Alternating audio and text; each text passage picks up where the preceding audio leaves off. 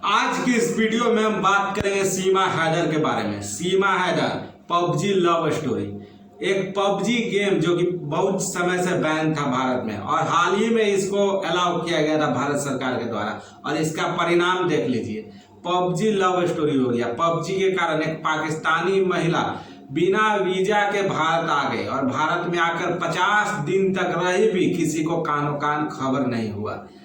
बात है सीमा हैदर का। सीमा गुलाम हैदर जो कि पाकिस्तान के सिंध प्रांत की रहने वाली थी। उनके पति का नाम था गुलाम हैदर जो कि कराची में रहते थे। गुलाम हैदर अभी फिलहाल सऊदी में रहते हैं, वहाँ पे मजदूरी करते हैं और वहाँ से पैसा भेजते हैं। इनका शादी 2013 में हुआ था। सीमा हैदर का कहना है कि हम गुलाम हैदर से शादी करना नहीं चाहते थे, हम किसी और से प्रेम करते थे, उससे शादी करना चाहते थे, जबरदस्ती हमको गुलाम हैदर से शादी करवा दिया गया। ऐसा बोला जा रहा है कि गुलाम हैदर की ये दूसरी पत्नी है, पहली पत्नी और बच्चे से शायद उन्होंने तलाक ले लिया है।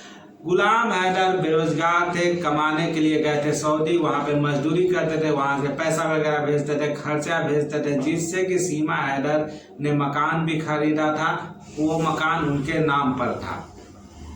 सीमा हैदर की माँ का मृत्यु हो चुका है उनकी छोटी बहन के जन्म के साथ ही, थोड़े दिन के बाद ही। तो उन्होंने माँ के साथ ज़्यादा दिन तो नहीं रहा। उनके पिता हैं जो कि ऑटो रिक्शा शायद चलाते हैं, तो पिता के साथ ही वो रहती थी और 4 बच्चे हैं सीमा हैदर के। इनका फ्रेंडशिप हुआ 2019 में सचिन नाम के लड़का से, जो कि भारत के उत्तर प्रदेश के ग्रेटर नोएडा के पास रूबरपुरा नाम का गांव है, वहां का है सचिन। उससे पबजी पर बात हुआ, प्रेम ऐसा परवान चढ़ा पबजी पर, दोनों का इंफॉर्मेशन आदान प्रदान हुआ। पबजी पे दोनों बात करने लगे, रात भर दिन भर दोनों में प्रेम हुआ और ऐसा हुआ कि ये दोनों आपस में मिलने के लिए काठमांडू में मिले। हाल ही में इस साल के शायद शुरुआत में फरवरी या मार्च में उन दोनों ने काठमांडू में शादी भी किया, लेकिन उस वक्त वो भारत नहीं आ पाए।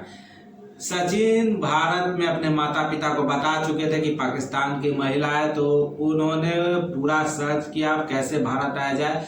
प्रॉब्लम यह है कि पाकिस्तानी भारत डायरेक्ट कोई विमान आता नहीं है, बहुत मुश्किल होता है वीज़ा पासपोर्ट के लिए।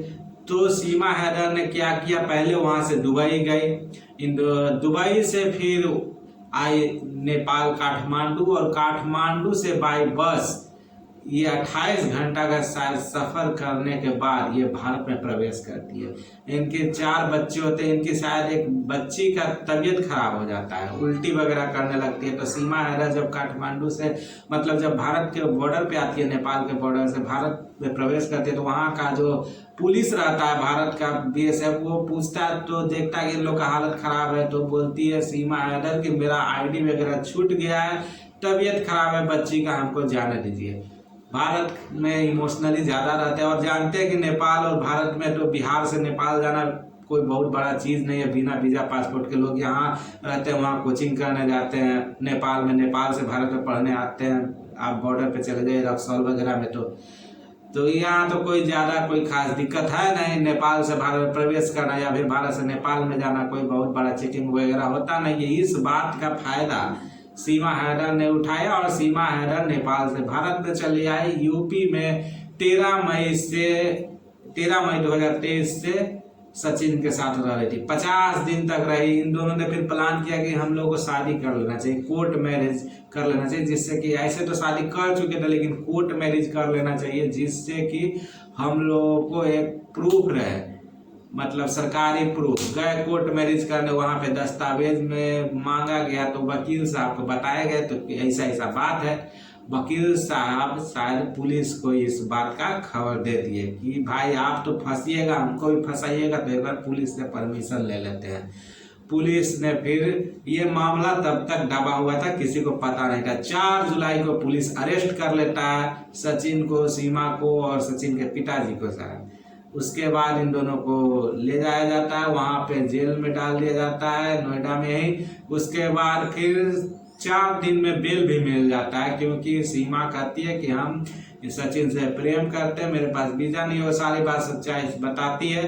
तो इस बात पे बेल दिया जाता है कि आप शहर छोड़कर नहीं जाइएगा और आप कंट्री छोड़कर नहीं जाइएगा, आप घर से बाहर ज़्यादा नहीं निकलिएगा। तो इन सब बात पे उनको बेल तो दे दिया जाता है। अभी इंक्वायरी चल रहा है। ऐसा भी कहा जा रहा है कि सीमा हैदर जासूस है। सीमा कहती है कि हम 5वीं तक ही पढ़े हुए, मेरे पास ज़्यादा पढ़ाई लिखाई का वो था नहीं, घर पे आते थे लोग पढ़ाने, तो हम 5वीं तक ही पढ़े हुए। इंस्टाग्राम चलाती है, अंग्रेजी थोड़ा बहुत बोलती है।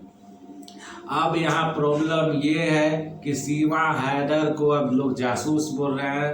अब क्या एक 5वीं जो पढ़ाई की हुई है वो दुबई चले जाएगी 4 बच्चा को लेकर अकेले, फिर दुबई से काठमांडू आएगी, फिर काठमांडू से बॉर्डर बिना वीजा के भारत में प्रवेश कर जाएगी। एक अनपढ़ महिला के पास इतना पॉसिबिलिटी नहीं है। ये भारत में लोग कह रहे हैं, ऐसा हो भी सकता है, कह भी क्यों नहीं कह सकते हैं भाई। बात तो है सही कि एक अनपढ़ महिला 5वीं कक्षा जो पढ़ी हुई है और वो इतना दिमाग लगा ली।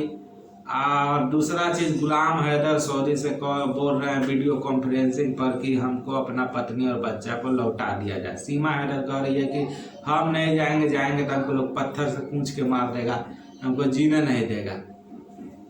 सीमा हैदर बार बार भारत सरकार से और योगी सरकार से रिक्वेस्ट कर रही है कि हमको भारत में ही रहने दिया जाए, हमको भारत से नहीं भेजा जाए, नहीं तो हमको गुलाम नौटंकी कर रहा है गुलाम हैदर, हमको नहीं रखेगा, वो हमको वहाँ जाएंगे तो हमको सब लोग जीने नहीं देगा, हमको मार देगा। अब इस बीच पूरा भारत का हर एक मीडिया में लाइन लगा हुआ है सीमा हैदर और सचिन के घर पे, जहाँ पे कि अभी लोग रह रहे हैं नोएडा में।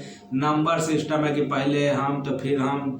सीमा हैदर कह रही है कि सुबह 8 बजे से लेकर रात 9 बजे तक खाने का भी फुर्सत नहीं मिलता है, बच्चों का नहलाने का फुर्सत नहीं मिलता है। इतना मेरे ऊपर मतलब मीडिया परेशान किए हुए हैं। बार बार कर रही है क्या अब इसमें ऐसा हो सकता है कि सीमा हैदर को अगर भारत में लॉन्ग टर्म वीजा दिया जाए तो हो सकता है कि सीमा हैदर भारत में रह सकती है। कानूनी प्रक्रिया भारत सरकार के अंडर में, अगर एक बार लॉन्ग टर्म वीजा मिल जाएगा तो सीमा हैदर नागरिकता के लिए भी अप्लाई कर सकती है, भारत की नागरिकता भी ले सकती है। तो ये सब अभी कानूनी पेचीदा है जो कि अभी चल रहा है। बाकी चैनल को सब्सक्राइब नहीं किया तो सब्सक्राइब कर लीजिए, हम इस पे अपडेट देते रहेंगे कि क्या कहानी अभी चल रहा है सीमा हैदर के बारे में।